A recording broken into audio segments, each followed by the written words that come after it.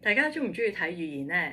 原來有啲時候咧，我哋自己咧都會不自覺咁樣咧客串咗做一個預言家。今日要介紹嘅思想陷阱咧，就叫做預言術 （fortune telling）。意思咧就係冇證據之下咧，去推斷未來發生嘅事咧，一定會係負面嘅。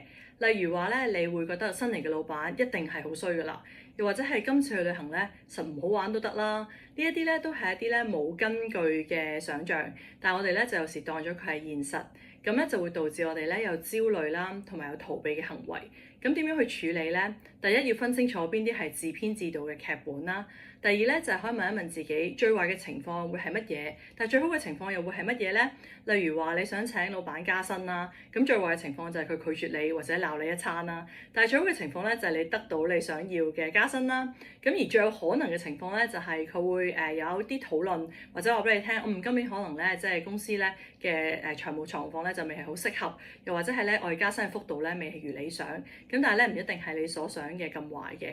咁所以咧大家要留意下幾時咧自己做咗一個預言家啦。